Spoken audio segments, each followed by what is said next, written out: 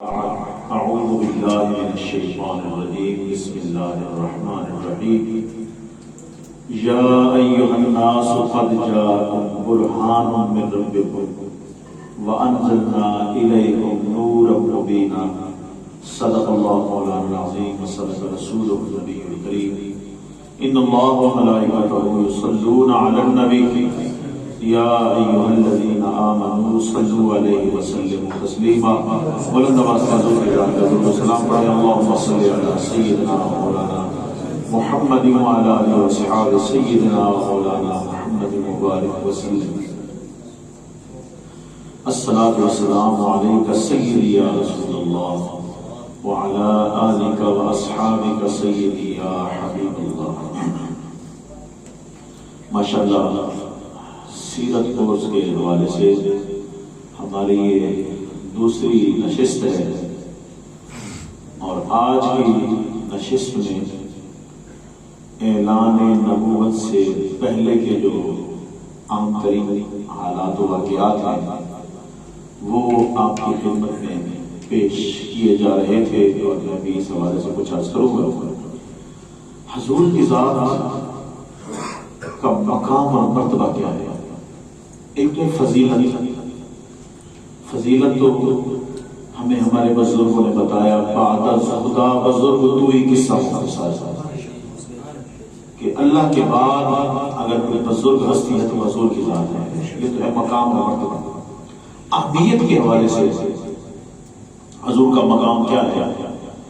تو اللہ پاک نے قرآن پاک میں ارشاد فرمایا یا ایھا الناس قد جاءکم برہان من ربکم کہ لوگوں تمہارے پاس اللہ کی طرف سے واضح اور روشن دلیل آ گئی ہے۔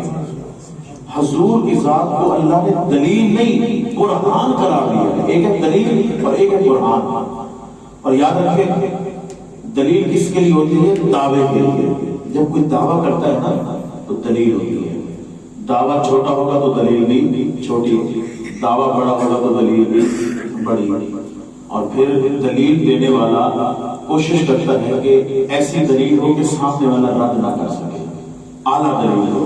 تو جب دلیل پیش کرنے والا خود اللہ رب العالمین ہو تو وہ دلیل کیسی ہوگی؟ تو دعویٰ کیا ہے؟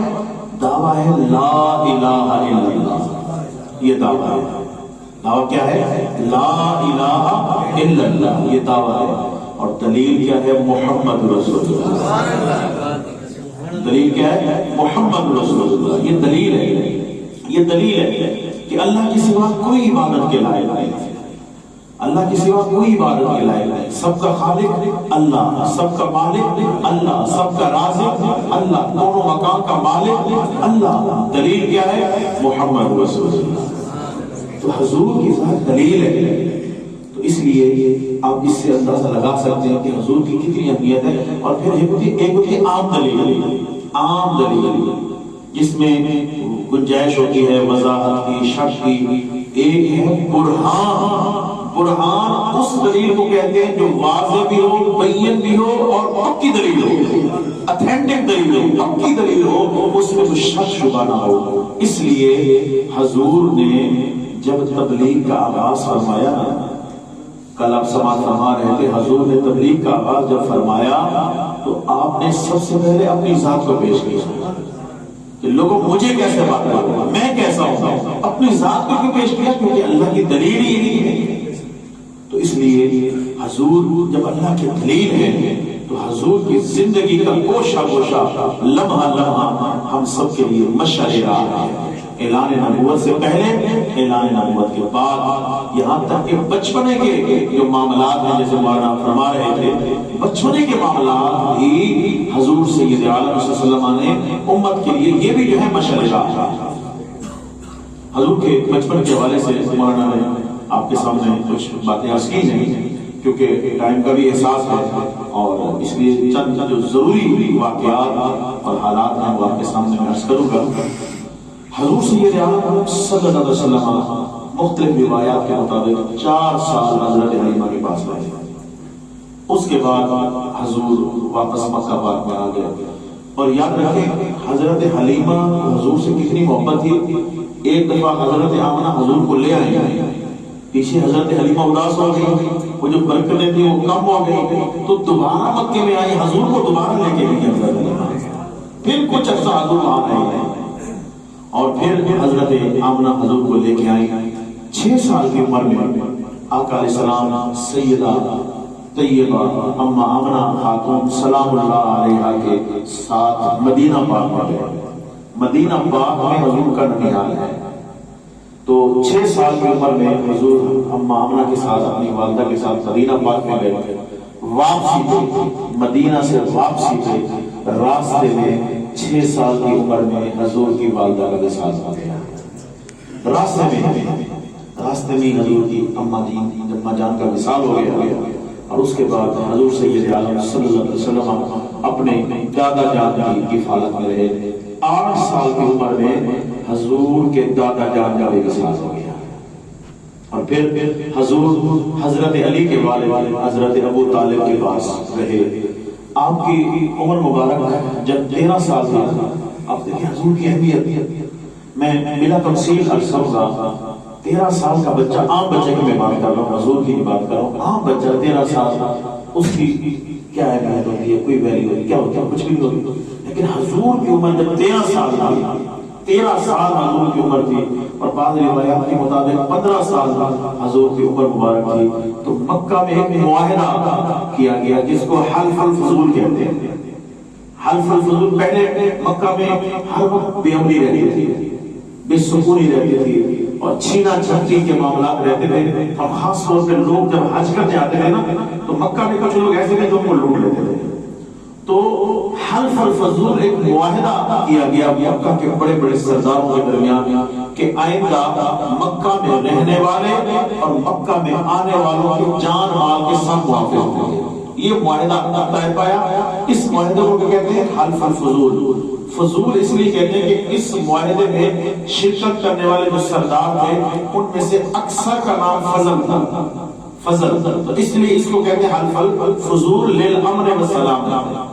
تو اس معاہدے میں حضور نے بڑا بنیادی کردار ادا کیا ہے۔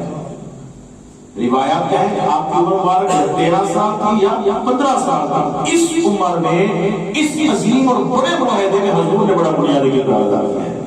اس سے اندازہ لگائیں کہ حضور کی اس وقت لوگوں کے نظروں میں، لوگوں کے دلوں میں کیا اہمیت ہے۔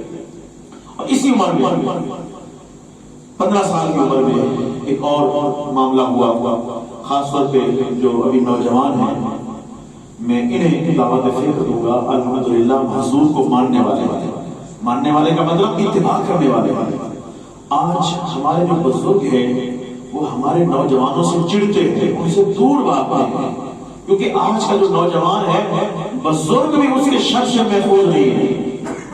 آج بزرگوں کی عزت نہیں ہے، معاشرے میں بزرگوں کی اہمیت نہیں ہے، لیکن حضور سید عالم صلی اللہ علیہ وسلم آپ کی ہستی کیا تھی، اس کا اندازہ آپ اس بات سے لگائیں۔ حضور کی عمر مبارک جب 15 سال تھی نا، تو کعبہ شریف کی جو عمارت تھی وہ بالکل خستہ ہو چکی تھی، تو اہل مکہ نے مشورہ کیا کہ اس عمارت کو دوبارہ بنایا جائے اور حلال کے پیسے ہیں سے بنایا جائے۔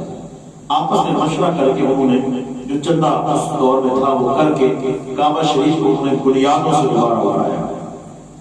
کعبہ شریف کی تعمیر شروع ہوئی۔ یہ جو کعبہ شریف کے ساتھ حتیم بنی ہوئی ہے، گول دائرے میں دیوار بنی ہوئی ہے، یہ جگہ بھی کعبہ شریف کا حصہ تھی، لیکن اہل مکہ کے پاس آمدنی جو ہوئی تھی حلال وہ کم تھی، اور وہ یہ بالکل انہوں نے اس کا اہتمام کیا تھا کہ کعبہ شریف کو حلال کی آمدنی سے بنانا ہے، تو اس لیے انہوں نے وہ جگہ چھوڑ دی اور باقی جگہ پہ انہوں نے کعبہ شریف کو تعمیر کیا۔ بہرحال یہ اللہ کی حکمت ہے، کعبہ شریف کے اندر تو اب صاف ظاہر ہے بڑی ہستیاں بڑے بادشاہ جاتے ہیں، لیکن وہ جو جگہ چھوڑ گئی وہاں ہم جیسے غریبی چلے جاتے ہیں، اور وہ جگہ بھی اسی طرح بابرکت ہے جیسے وہ کعبہ شریف والی جگہ بابرکت ہے۔ تو کعبہ شریف کی جب تعمیر شروع ہوئی تو تعمیر چلتی رہی، جب معاملہ آیا حجر اسود کو نصب کرنے کا، اب یہاں گڑبڑ ہو گئی۔ اب ہر قبیلے کی یہ خواہش تھی کہ ہمارا جو سردار ہے اس کے ہاتھوں سے یہ نصب کیا جائے، ہر قبیلے کی یہ خواہش تھی۔ اب حجر اسود ایک ہے اور مکہ پاک معظم بے شمار قبائل ہوئے، تو ہر کسی کی خواہش تھی ہمارے قبیلے کا جو سردار ہے اس کے ہاتھ میں یہ نسب ہو. یہ معاملہ اتنا اٹھا کہ خون ریزی کا خطرہ پیدا ہو گیا. اور خون ریزی کی جنگ کی جو علامت تھی وہ کیا کرتے تھے؟ پیالوں میں خون بھر گیا اس میں ہاتھ دبو کے قسم اٹھاتے تھے کہ ہم خون بہا دیں گے، اس معاملے سے پیچھے نہیں ہٹیں گے. تو لوگوں نے قسمیں اٹھا لی، جنگ کا خطرہ جو ہے نا ہو گیا مکہ پاک کے اندر. اب کعبہ شریف کی تعمیر کی ضرورت ہوئی اس بنانے میں کہ حجر اسود کون نصب کرے گا. ایک دن وہ جو سرداران مکہ تھے وہ صحن کعبہ میں بیٹھے ہوئے تھے تو آپس میں مشورہ کیا یار لڑو جھگڑو نہیں، ایسا کرتے ہیں یہ بات ہمارے درمیان ہے. وہ جو سردار وہاں بیٹھے ہوئے تھے انہوں نے آپس میں یہ عہد کیا کہ یہ بات ہمارے درمیان ہے، کسی اور سے نہ کرنا. بات یہ ہے کہ ہم ایسا کرتے ہیں کہ کل صبح جلدی ہم آ جائیں گے. جو شخص صحن کعبہ میں ہمارے علاوہ ہمارے بعد جو شخص سب سے پہلے کعبہ میں داخل ہوگا نا اس کو ہم اپنا فیصلہ بنا دیں گے، اور وہ جو فیصلہ کرے گا وہ ہمیں منظور ہوگا. وہ فیصلہ ہمیں منظور ہوگا. سب نے کہا ٹھیک ہے. سب اپنے اپنے گھروں کو چلے گئے، خاموش رہے، کسی سے ذکر نہ کیا. اگلے دن صبح سارے وہاں آ گئے. اب دیکھنے لگے کہ آتا کون ہے، آتا کون ہے. اور اللہ کی قدرت سب سے پہلے آنے والے ہستی میرے اور آپ کے آتے ہیں. سب سے پہلے آنے والے ہستی حضور کی ذات. اور عمر مبارک کتنی ہے؟ 15 سال. سب نے جب حضور کو دیکھا تو مرحبا مرحبا کہا. مرحبا، یہ تو ہماری آنکھوں کی ٹھنڈک ہے، یہ تو ہمارے دلوں کے چین ہے، یہ تو صادق ہے، یہ تو امین ہے، یہ جو بھی فیصلہ کریں گے ہم سب کو منظور ہوگا. حضور کو دیکھ کے وہ خوش ہو گئے. اب یہاں دیکھیں ہم کہاں ہیں اور حضور کا کیا مقام. 15 سال کی عمر میں حضور کا کیا مقام. تو بہرحال حضور تشریف لے آئے تو سب سرداران نے حضور کو درمیان میں بٹھایا اور اپنا مدعا بیان کیا کہ ایسے ایسے ہمارے اختلاف ہیں اور کل ہم نے یہ فیصلہ کیا تھا کہ کل صبح ہمارے بعد جو سب سے پہلے داخل ہوگا وہ ہمارا فیصلہ کرنے والا ہوگا. آپ مہربانی کریں ہمارا فیصلہ کریں. تو اب حضور نے کیا کیا؟ حضور نے فرمایا بالکل ٹھیک ہے، حجر اسود کہاں ہے؟ فلاں جگہ ہے. ایک پاکیزہ اور بڑی چادر لے آئی. چادر لائی گئی، حجر اسود کے قریب بچھائی گئی. حضور نے اپنے ہاتھوں سے حجر اسود اٹھا کے اس چادر میں رکھا اور فرمایا سب لوگ اس چادر کے کناروں کو پکڑ لو. اب وہاں جتنے بھی سرداران تھے سب نے اس کو پکڑا اور سب بڑے خوش تھے کہ ہم شریک ہیں، حجر اسود کو نصب کرنے میں ہم سب شریک ہیں. وہاں سے حجر اسود لایا گیا اور جہاں مقام تھا وہاں تک جب پہنچا تو حضور نے کہا کہ سب نے شرکت کر لی. جی سب نے شرکت کر لی. حضور نے اپنے ہاتھ سے اٹھا کے اس کو وہاں نصب کر دیا، اپنے ہاتھوں سے اٹھا کے نصب کر دیا. یہ ہے حضور کی عظمت، یہ ہے حضور کی شان. یاد رکھیں انسان جو ہے، عام انسان جو ہے وہ جیسے جیسے بڑا ہوتا ہے اس کے شعور میں اضافہ ہوتا ہے اور مکمل جو شعور انسان کو ملتا ہے وہ 40 سال کی عمر کے بعد ملتا ہے. لیکن میرے آقا وہ ہے اللہ نے بچپن سے آپ کو شعور بتاتا کیونکہ اللہ کی دلیل تھی. تو اسی طرح یہ یقیناً ہم سب کے لیے مشعل ہے کہ ہمارا اٹھنا بیٹھنا، خاص طور پہ لوگ نوجوان بیٹھے، ہمارا اٹھنا بیٹھنا چلنا پھرنا ایسا ہو کہ بزرگ کو دیکھ کے ہمیں خوشی محسوس کریں اور لوگ ہماری بات پہ اعتماد کریں. اس طرح ہمیں ہونا چاہیے. اسی طرح حضور سید عالم صلی اللہ علیہ وسلم آپ کی عمر مبارک جب 13 سال کی تھی تو حضور علیہ السلام کے چچا جان حضرت ابو طالب تجارت کے لیے شام جانے لگے. تو حضور نے عرض کی چچا جان، حضور نے فرمایا چچا جان میں بھی ساتھ جاؤں گا. حضور نے اس عمر میں پہلی دفعہ مکہ سے شام کی طرف سفر کروایا اور اس سفر میں بڑا ایک مشہور واقعہ یقیناً آپ نے کئی دفعہ سنا ہوگا. نسورہ راہب، ایک راہب ہے. راہب کہتے ہیں جو یہودیوں کا بہت بڑا عالم ہو اور پھر عیسیٰ علیہ السلام کے بعد ان پر ایمان لائے ان کا بھی بہت بڑا عالم، اس کو راہب کہتے ہیں. تو اس نے اپنی کتابوں میں پڑھا تھا کہ آخر زمان نبی صلی اللہ علیہ وسلم ایک سفر جو ہے وہ مکہ سے شام کی طرف فرمائیں گے. تو اس نے راستے میں جھوپڑی لگا لی، اپنی کلیسا بنا لی، عبادت گاہ بنا کے اس نے انتظار چھوڑ دیا. وہی اس نے جو مدرسہ سمجھ لے، خانقاہ سمجھ لے، عبادت گاہ سمجھ لے، کہتے اس کو کلیسا ہے، اس نے وہ بنائی اور وہیں بیٹھ کے حضور کا انتظار کرنے لگا۔ برسوں ہو گئے وہ حضور کے انتظار میں۔ اس کا معمول کیا تھا؟ معمول یہ تھا صبح صبح اٹھ کے شاگردوں کو پڑھا کے پھر وہ جو کلیسا تھی اس کی چھت پہ بیٹھ کے مکہ کی طرف منہ کر کے بیٹھ جاتا اور حضور کے انتظار کرتا رہتا، اس راستے کو تکتا رہتا جس راستے سے حضور نے آنا تھا، اور یقیناً وہ کہتا ہوگا نسیمہ جانب بطحا گزر ز احوال محمد را خبر۔ صبح سے شام تک اس کا یہ معمول تھا کہ وہاں بیٹھ کے حضور کا انتظار کر رہا ہے۔ کئی سال بیت گئے، آج وہ صبح جا کے بیٹھا، جب دوپہر کا ٹائم ہوا نا تو فضائیں بڑی خوشبودار ہو گئی، ماحول بڑا عجیب و غریب ہو گیا۔ وہ بہت بڑا عالم تھا، وہ سمجھ گیا کہ آج میرا انتظار جو ہے وہ ختم ہونے والا ہے، آج میرا انتظار ختم ہونے والا ہے۔ وہ جلدی سے نیچے اترا، شاگردوں کو کہا جلدی کرو، اس جگہ کی صفائی کرو، پانی لگاؤ۔ شاگردوں نے کہا استاد صاحب آپ کا تو معمول ہے کہ آپ مغرب کو اترتے ہیں نیچے، ہاں جلدی اتر آئے۔ فرمایا جلدی اسی لیے اتر آیا ہوں کہ جس محبوب کے انتظار میں ہم بیٹھے ہوئے تھے نا، آج وہ آ رہے ہیں۔ آج رسول سے فرماتے ہیں کہ راستہ صاف بتاتے ہیں کہ آپ راستہ بتاتا۔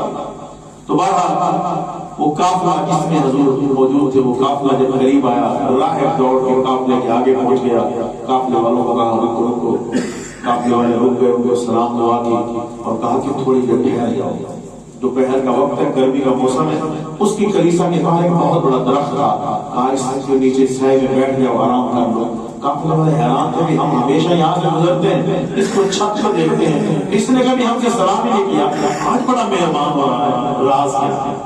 بعد قافلے والے اترے اور اس درخت کے سائے میں بیٹھ گئے، اور حضور دنیا و ما فیہا سے بے نیاز ہو کے ایک طرف دھوپ میں بیٹھ گئے۔ حضور ایک طرف دھوپ میں بیٹھ گئے۔ علماء لکھتے ہیں، مورخین نے لکھا کہ حضور جب دھوپ میں بیٹھے نا، اس درخت نے جھک کے حضور پہ سایہ کر دیا، اس درخت نے حضور پہ سایہ کر دیا۔ بہرحال وہ جو راہب تھا اس کی خوشی کا آپ اندازہ لگا سکتے کہ اتنے سالوں کے بعد بہرحال وہ جلدی سے گیا، اس نے کھانا لگوایا اور سب کو بلایا کھانے کے لیے۔ سب جب وہاں پہنچ گئے، اب راہب تیار ہو کے غسل کر کے کپڑے پہن کے وہ آیا، اس نے مجمع پہ نظر دوڑائی تو اس کو حضور نظر نہ آیا۔ اس نے کہا سب آ گیا؟ قافلے والوں نے کہا جی سب آ گئے۔ کہا نہیں کوئی رہ گیا ہے۔ قافلے والوں نے دیکھا کوئی نہیں رہا، انہوں نے کہا سب آ گیا۔ کہا نہیں کوئی رہ گیا ہے۔ جب بار بار اس نے اصرار کیا تو رہ گیا ہے۔ قافلے والوں نے کہا باقی تو سب آ گئے ہیں، ایک 13 سال کا بچہ ہے جو بار سامان کے قریب بیٹھا ہوا ہے، باقی تو سب آ گئے۔ تو میرا وجدان کہتا ہے، اس نے کہا ہوگا عجیب براتی ہو، خود آ گئے اور دولہے کو وہاں بٹھا دیا ہے، دولہے کو وہاں بٹھا ہے۔ تم تو پہلے بھی یہاں آتے تھے، یہاں سے گزرتے تھے، پہلے تمہیں کبھی کسی نے پوچھا؟ آج یہ جو تمہیں عزتیں دی جا رہی ہیں، یہ جو تم پہ نوازشیں ہو رہی ہیں، یہ تمہاری وجہ سے نہیں ہے، اس دولہے کی وجہ سے۔ حضور کو بلایا گیا، حضور تشریف لائے، اس نے بڑی عزت احترام سے کھانا پیش کیا۔ اس دوران موقع پا کے اس نے حضور کو الگ بلایا، گزارش کی کہ میں فلاں اور اتنے عرصے سے آپ کے انتظار میں بیٹھا ہوں، اگر آپ کی اجازت ہو تو میں آپ کی مہر نبوت کی زیارت کرنا چاہتا ہوں۔ حضور کے کندھوں کے درمیان بالوں کا ایک گچھا بنا ہوا تھا جس کو مہر نبوت کہتے ہیں، اس میں لکھا ہوا تھا محمد رسول اللہ۔ اس نے کہا میں اس کی زیارت کرنا چاہتا ہوں۔ حضور نے اجازت دی، اس نے زیارت بھی کی، بوسہ بھی لیا اور آنکھوں سے آنسو آ گئے۔ کہا کاش کہ میں اس وقت زندہ ہوتا جب یہ آپ کی قوم آپ پر ظلم کرے گی، آپ کے خلاف ہو جائے گی، کاش کہ میں اس وقت زندہ ہوتا تو میں آپ کی مدد کرتا، آپ پہ میں اپنی جان نچھاور کرتا۔ بہرحال آنکھوں سے آنسو بہاتے ہوئے اس نے حضور کا ہاتھ پکڑ کے لوگوں کہا یا ایھا الناس ھذا سید العالمین ھذا امام المرسلین، اے لوگوں جسے تم عام بچہ سمجھ رہے ہو یہ عام بچہ نہیں ہے، سارے جہانوں کا سردار بھی یہی ہے، سارے رسولوں کا امام بھی یہی ہے، سارے جہان کا سردار یہی ہے، سارے رسولوں کا امام۔ نعرہ تکبیر، نعرہ رسالت، نعرہ رسالت، نعرہ رسالت۔ اور حضور سید عالم صلی اللہ علیہ وسلم کی عمر مبارک جب 25 سال کی ہوئی تو کیونکہ حضرت ابو طالب عیالدار تھے، بچوں کا بڑا بوجھ تھا، تو حضور سید عالم صلی اللہ علیہ وسلم نے عرض کی چچا جان مجھے اجازت ہے کہ میں جو ہے اجارہ پر کسی کا سامان لے جاتا ہوں تجارت کے لیے تاکہ گھر کا جو خرچہ ہے وہ چلے۔ اس وقت لوگ جو ہے لوگوں کو ہائر کر کے اپنا مال تجارت بیچنے کے لیے بھیجا کرتے تھے۔ تو مکہ کی ایک خاتون ہے جس کا نام ہے حضرت خدیجہ رضی اللہ تعالیٰ عنہا، یہ ایک بہت امیر اور بڑی شرفاء میں ان کا شمار ہوتا تھا۔ اس خاتون نے بھی اپنا مال تجارت بھیجنا تھا، تو حضور سید عالم صلی اللہ علیہ وسلم کا جب ان کو پتہ چلا کہ حضور تیار ہے جانے کے لیے، تو اس نے آپ سے رابطہ کیا اور کہا کہ میرا مال تجارت آپ لے جائیں اور بیچیں، اور جو آپ کی خدمت ہوگی میں کروں گی۔ تو اس نے اپنا ایک غلام حضور کے ساتھ کر لیا، حضور کو کہا کہ یہ جو ہے آپ کی خدمت کے لیے، آپ کی ضروریات پوری کرنے کے لیے ہوگا، اور غلام کو کہا میں کہہ دیا ذرا نظر بھی رکھنا۔ تو اب غلام میسرہ اس کا نام ہے، وہ حضور کے ساتھ ہے۔ حضور سید عالم صلی اللہ علیہ وسلم جب قافلے کے ساتھ گئے تو قافلے والوں پر جو مہربانیاں کرتے رہے، وہ بڑی باریک بینی سے دیکھتا رہا، اور وہ یہ بھی دیکھتا رہا کہ جب حضور پہ دھوپ آتی تھی تو بادل سایہ کرتے تھے، اور جب حضور آرام فرماتے تھے تو درخت آتے تھے حضور کو جھک کے سلام بھی کرتے تھے، سجدہ بھی کرتے تھے، اور جانور حضور کی عزت اور احترام کرتے تھے۔ یہ سارے معاملات کو دیکھتا رہا، اور پھر حضور سید عالم صلی اللہ علیہ وسلم کا جو تجارت کا انداز تھا وہ اس نے دیکھا کہ جو چیز بھی حضور بیچتے اس کے جو فوائد ہوتے وہ بھی بتاتے ہیں، اگر اس چیز میں کوئی عیب ہوتا تو وہ بھی بتاتے ہیں۔ آج ہمارے یہاں معاملہ یہ ہے نا کہ اچھی چیز ہم اوپر رکھتے ہیں اور جو تھوڑی ہلکی ہوتی ہے وہ نیچے چھپا کے رکھتے ہیں، اور ہم دکھاتے کچھ اور ہے بیچتے کچھ اور ہے، جبکہ حضور کی سیرت کیا ہے؟ حضور کی سیرت یہ ہے کہ جو چیز ہو ساری دکھاؤ اور صحیح طریقے بتا کے بیچو۔ تو حضور علیہ السلام نے جو تجارت فرمائی اس میں جو عیب ہوتا تھا وہ خریدنے والے کو بتا دیتے، اور پھر حضور علیہ السلام نرمی فرماتے تھے۔ اس انداز میں آپ نے تجارت کی، وہ میسرہ جو ہے وہ بالکل بڑے قریب بینی کے انداز میں دیکھتا رہا، اور اس مال تجارت سے بہت بڑا نفع جو ہے وہ حاصل ہوا۔ آقا علیہ السلام جب مکہ سے واپس آئے، ابھی مکہ سے کچھ فاصلے پہ تھے، تو میسرہ نے اجازت دی کہ میں پہلے جانا چاہتا ہوں۔ وہ پہلے مکہ میں پہنچا، آ کر اس نے حضرت خدیجہ رضی اللہ تعالیٰ عنہا کو سارے حالات بتائے، راستے میں جو کمالات دیکھے وہ بھی بتائے، حضور علیہ السلام کی شفقتوں کو بھی بتایا، اور آپ کی امانت اور صدق کا بھی تذکرہ کیا۔ حضرت خدیجہ اتنی متاثر ہوئی کہ مکہ سے باہر آ کے حضور کا استقبال کیا، باہر آ کے حضور کا استقبال کیا، اور جو ہے حضور کو لے گئے، اور پھر جو معاملات تھے وہ طے کیے۔ کچھ دنوں کے بعد حضور کی عمر مبارک 25 سال ہے، کچھ دنوں کے بعد در یتیم ہے، در یتیم ہے، ظاہری طور پہ معلومات نہیں ہے۔ کچھ دنوں کے بعد حضرت خدیجہ نے پیغام بھیجا کہ میں آپ سے شادی کرنا چاہتا ہوں۔ اب حضرت خدیجہ کی حیثیت میں نے آپ کو بتائی، مکہ کے شرفاء میں انتہائی مالدار خاتون، انتہائی اتنی مالدار خاتون کہ حضور نے فرمایا کہ جو نفع اسلام پھیلانے میں مجھے خدیجہ کے مال میں دیا اور کسی نے نہیں دیا۔ اور حضرت خدیجہ اتنی عظیم ہستی کہ حدیث میں آتا ہے کہ ایک دفعہ حضور علیہ السلام جلوہ کرتے، حضرت خدیجہ نے اپنی چھوٹی بیٹی حضرت فاطمہ کو بھیجا کہ ابو جان، امی کہتی میری طبیعت خراب ہے اور مجھے لگتا ہے میرا آخری وقت ہے، آپ اپنی چادر عطا فرمائیں تاکہ میں اس کو اپنے جسم پہ اوڑھ لوں اور میں اسی کے ساتھ دفن ہوں، آپ مجھے اپنی چادر عطا فرمائیں۔ حضور علیہ السلام نے جب یہ سنا آنکھوں سے آنسو آ گئے اور خود تشریف لائے اور فرمایا اے خدیجہ، آپ کے مجھ پر اتنے احسانات ہیں کہ آپ اگر چادر کی بجائے میرے جسم کی کھال مانگے تو میں وہ بھی اتار کے آپ کو دے دوں، وہ بھی اتار کے آپ کو دے دوں۔ اتنی محبت بیوی سے، اتنی شفقت، اور وہ اتنی عظیم خاتون۔ بہرحال انہوں نے نکاح کا پیغام بھیجا۔ یہ بات جو ہے ہمیں دعوت فکر دے رہی ہے، اس معاشرے میں جہاں ہم بیٹھے ہیں ہم کہاں چلے گئے، ہمارے آقا کی کیا تعلیم ہے، یہ سوچنے کی بات ہے۔ دیکھیں سیرت کا مطلب یہ ہے کہ ہم سبق حاصل کریں۔ تو انہوں نے جب نکاح کا پیغام بھیجا، حضور نے کیا جواب دیا؟ حضور نے فرمایا کہ میرے چچا ابو طالب موجود ہیں، وہ میرے سرپرست ہیں، میرے بزرگ ہیں، ان سے بات اگر وہ قبول کر لیں گے تو مجھے بھی قبول ہے، اگر انہوں نے انکار کر دیا تو میرا بھی انکار ہے۔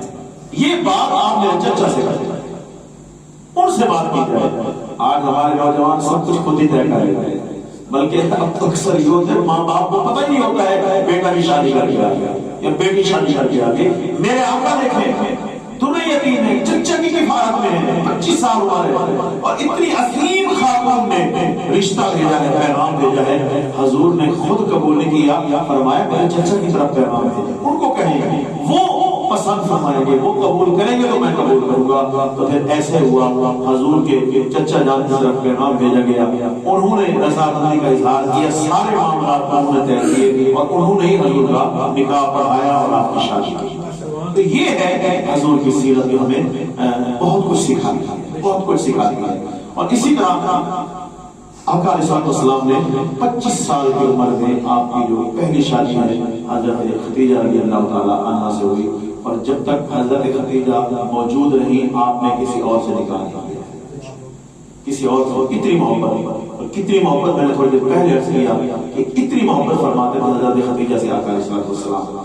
اور حضرین محترم، آپ کی جو آگے آل چلی ہے وہ بھی حضرت خدیجہ کی اولاد سے چلی ہے، اور حضور سید عالم صلی اللہ علیہ وسلم آپ نے جو ہے 40 سال کی عمر میں جب اعلان نبوت فرمایا تو اس وقت بھی سب سے پہلے آپ کو ماننے والی اور آپ کی ڈھارس بنوانے والی اور آپ کو سہارا دینے والی سب سے پہلی جو ہستی تھی وہ حضرت خدیجہ کی ذات تھی، حضرت خدیجہ کی ذات، حضرت خدیجہ ہی۔ اگر ہم یہ سوچیں نا کہ انسانوں میں ایک سوال ہے کہ انسانوں میں سب سے پہلے کون ہے جو حضور پر ایمان لے آئے؟ حضرت خدیجہ۔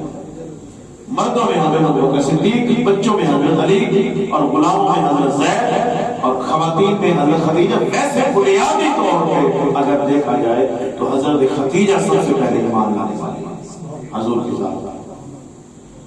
اور حاضرین محترم، حضور سید عالم صلی اللہ علیہ وسلم کی زندگی مبارک ہم سب کو بہت بڑا سبق دیتی ہے۔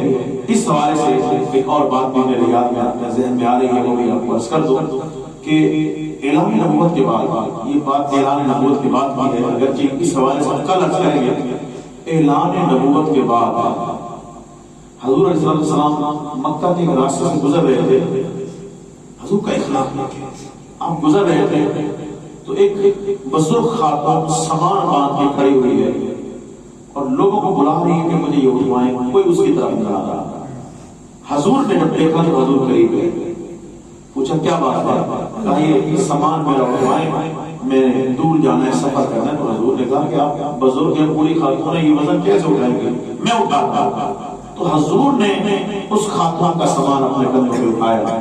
اب وہ خاتون آگے آگے چل رہی ہے، حضور پیچھے پیچھے چل رہے ہیں، اور جو ہے حضور نے پوچھا کہاں جا رہی ہے؟ اس نے کہا جی میں تو رہنے والی تو یہاں کی ہوں، اب مکہ شہر چھوڑ کے بڑی دور جا رہی ہے۔ کیوں دور جا رہی ہے؟ اس نے کہا جی میں نے سنا ہے کہ مکہ میں، اس نے کہا نعوذ باللہ، ایک جادوگر آیا ہوا ہے اور وہ حسین بھی بہت ہے، خوبصورت بھی بہت ہے، جو اس کو دیکھتے ہیں وہ اس کا ہوگا۔ وہ کوئی نیا دین لے کے آیا ہے، وہ بت پرستی سے منع کر رہا ہے، تو یہ اب وہ حضور کے خلاف باتیں کر رہی ہے، حضور اس کا سامان اٹھا کے لے کے جا رہے ہیں۔ یہ لائن مثال، وہ پتھر مارنے والوں کو دیتے ہیں دعا اکثر، کوئی لاؤ مثال ایسی شرافت ہو جیسے۔ وہ حضور کے خلاف باتیں کر رہی ہے، حضور اس کا سامان اٹھا کے لے کے جا رہے ہیں۔ اس نے کہا میں باپ دادوں سے خود بڑا سبب یہ کہ اتنا پرانا دین کیسے چھوڑ دوں وغیرہ وغیرہ۔ جب وہ اپنی منزل پہ پہنچ گئی، حضور نے سامان رکھ دیا۔ اس نے کہا کہ میں اپنا دین بچا کے اس کے ڈر کی وجہ سے مکہ چھوڑ کے آئی ہوں۔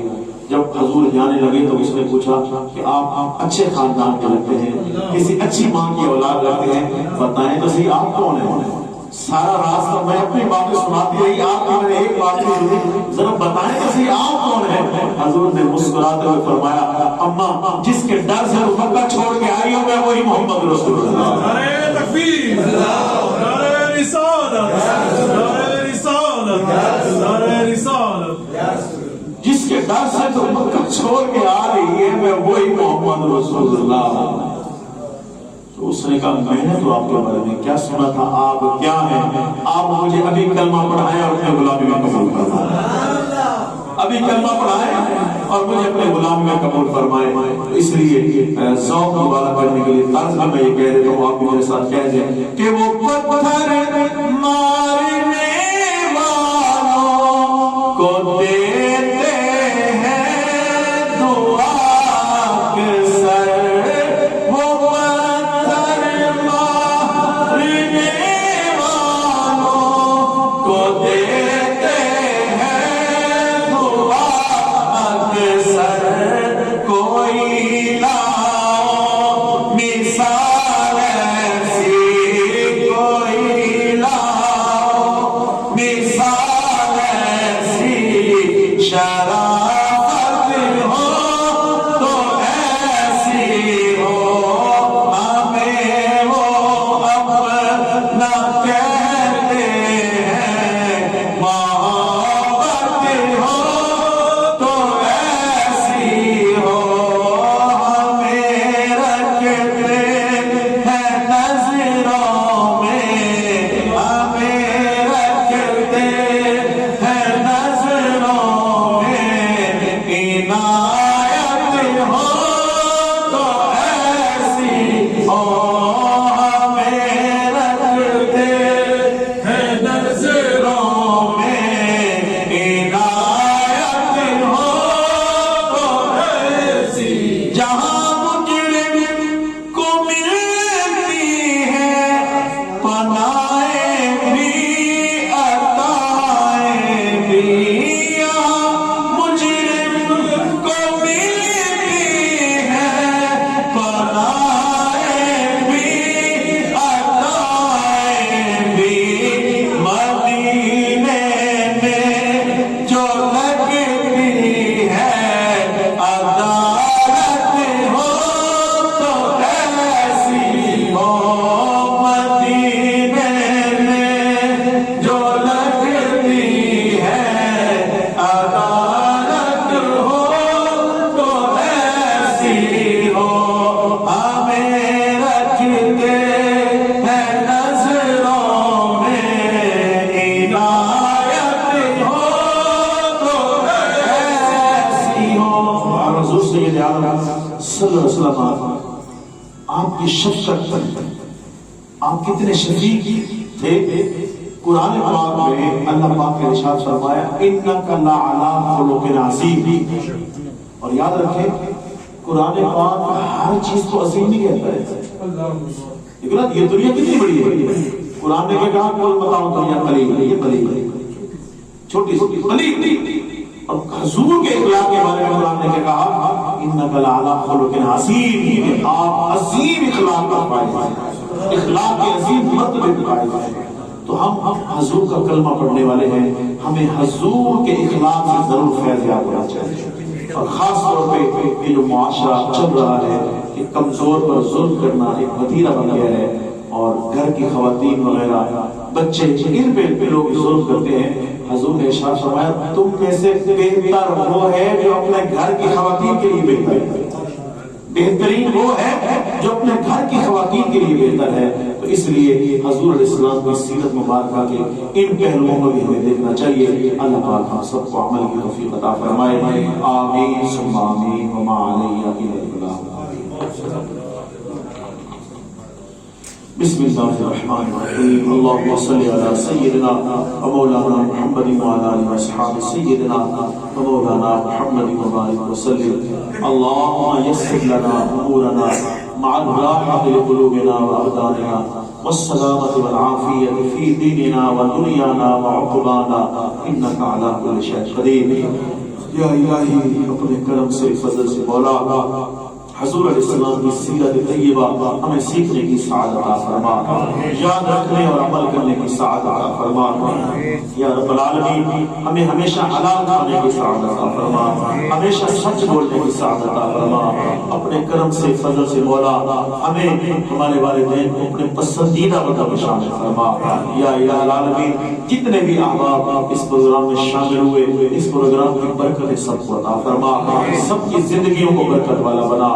سب کو دونوں جہانوں میں سعادتیں نیک بختیاں عطا فرما۔ یا الہی قاری شفقت اللہ صاحب، قاری ضیاء اللہ صاحب، جنہوں نے یہ کاوش کی، ان کی کاوش کو قبول فرما، دنیا آخرت میں ان کو اس پر بہترین جزا عطا فرما۔ ان کے جو معاونین ہیں ان کو دونوں جہانوں میں برکت عطا فرما، اس ادارے کو تاثر قیامت قائم فرما۔ مولا کریم ہم سب کا یہاں مل بیٹھنا قبول فرما۔ وصلی اللہ تعالی علی حبیبہ محمد محبوبہ وعلی آلہ وصحبہ اجمعین برحمتک یا ارحم الراحمین۔ لا الہ الا اللہ۔